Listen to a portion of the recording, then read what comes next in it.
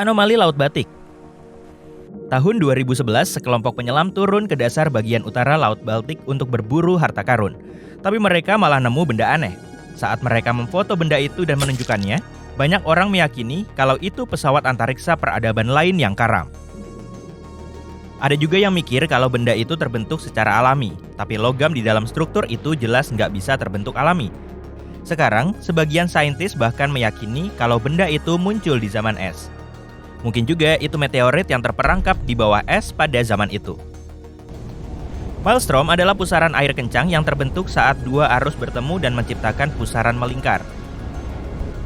Viking yang seram aja takut sama pusaran air ini karena saking kencangnya bisa bikin kapal tenggelam. Pusaran air ini masih berbahaya sampai sekarang, tapi untungnya ukuran kapal modern yang cukup besar bisa tahan menghadapi kekuatan Maelstrom.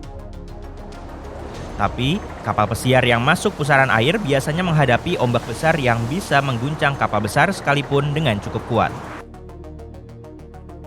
Maelstrom kuat banget sampai bisa berubah jadi semacam lubang hitam bawah laut. Lubang hitam emang nggak cuma ada di luar angkasa yang dingin. Di planet kita juga ada lubang hitam yang berputar di laut. Lubang hitam di bumi juga kencang banget sampai nggak ada yang bisa keluar dari perangkapnya. Lubang hitam bawah laut ini sering membentang sampai diameternya mencapai 150 km. Kalau masuk ke sana, kamu mungkin nggak akan sadar. Lubang hitam ini mirip pusaran, tapi karena ukurannya, para profesional juga sulit melihat pinggirannya. Kita bahas yang lebih santai. Kalau nanti kamu ke pantai, jangan bengong. Coba perhatikan, kali aja ada fenomena optis bernama cahaya hijau. Cahaya ini bisa terlihat nggak lama setelah matahari terbenam atau tepat sebelum matahari terbit. Fenomena ini terjadi saat matahari hampir sepenuhnya berada di bawah cakrawala. Sementara pinggiran atasnya masih terlihat. Sekilas tepian atas matahari bakal terlihat hijau. Soalnya, kamu melihat matahari lewat bagian tebal atmosfer saat matahari turun di langit. Saat matahari terbenam, cahaya dibiaskan atau dibelokkan di atmosfer dan terurai. Tunggu hari yang cerah tanpa awan atau kabut biar lebih jelas. Kamu udah nggak sabar buat renang, tapi kok air lautnya warna merah? Sebaiknya jangan nyebur. Florida dikenal untuk pasang merahnya. Fenomena ini terjadi saat konsentrasi alga mikroskopis lebih tinggi dari biasanya. Ribuan spesies alga di laut dan air tawar biasanya nggak bahaya buat manusia dan hewan. Malah membantu kita karena jadi sumber oksigen yang penting. Tapi sebagian seperti alga yang bikin laut jadi merah, bisa bahaya banget buat hewan laut seperti penyu, ikan, dan burung laut. Alga ini bisa tumbuh nggak terkendali dan menghasilkan neurotoksin yang bahaya buat manusia, terutama yang punya masalah pernapasan. Mereka sebaiknya menghindari area pasang merah, terutama pas anginnya cukup kencang untuk mendorong alga ini ke pantai. Gunung berapi memuntahkan gas beracun, abu, dan lava merah yang panas. Kita udah tahu tentang bahaya itu, tapi gunung berapi bawah laut rumit banget. Kadang kalau letaknya di perairan dangkal, gunung berapi ini mengeluarkan bebatuan dan asap ke permukaan. Karena gunung berapi bawah laut dikelilingi pasokan air yang enggak terbatas, sifatnya bisa beda dengan gunung berapi di darat.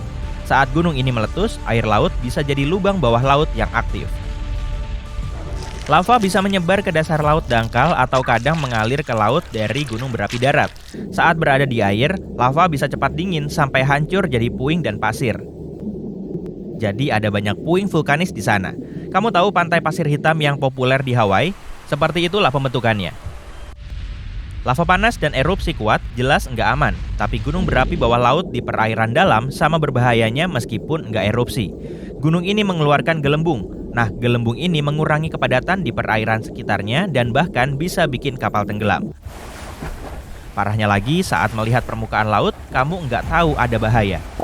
Tapi gelembung kecil ini ada dan bikin kapal kehilangan daya apungnya dan dengan tanda-tanda yang hampir nggak kelihatan.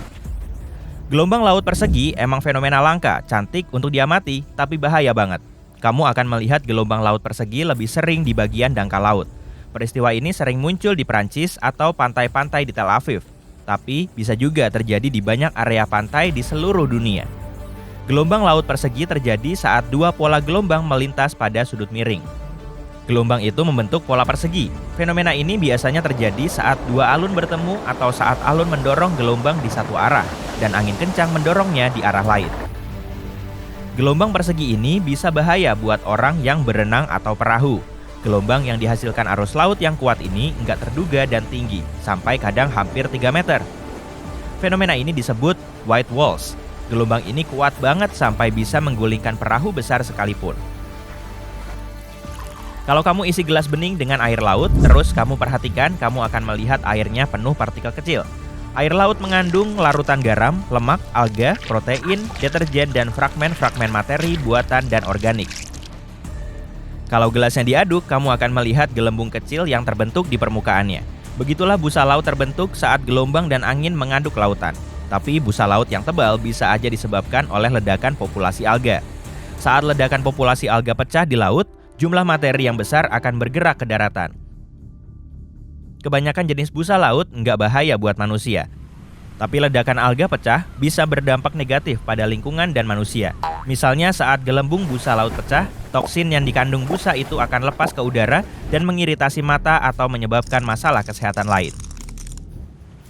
Kamu bisa melihat tidal bore atau gelombang besar di wilayah yang sungainya bermuara di laut atau samudra. Tidal bore adalah gelombang pasang kencang yang melawan arus dan mendorong sungai. Gelombang ini masuk kategori lonjakan, yaitu perubahan kedalaman secara mendadak.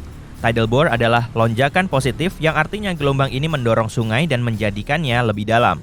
Lonjakan negatif terjadi saat sungai tiba-tiba menjadi sangat dangkal. Enggak semua sungai mengalami tidal bore. Sungainya harus cukup dangkal dengan jalur sempit ke laut. Pertemuan antara laut dan sungai harus datar dan lebar. Area antara pasang dan surut setidaknya harus berjarak 6 meter. Tentunya ada pengecualian, contohnya adalah Sungai Amazon, sungai terbesar di dunia. Mulut Amazon emang nggak sempit, tapi sungai ini mengalami tidal bore karena mulutnya dangkal dan memiliki banyak tumpukan pasir serta pulau-pulau kecil. Tidal bore-nya kencang banget sampai sungai itu nggak punya delta. Endapannya langsung mengalir ke Samudra Atlantik yang dibawa arus cepat. Tidal bore seringkali nggak terduga dan bisa sangat menyeramkan.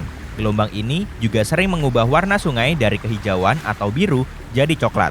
Fenomena ini bisa merusak vegetasi atau bahkan menumbangkan pohon. Jadi olahraga hiburan seperti kayak dan selancar sungai bisa bahaya di area ini.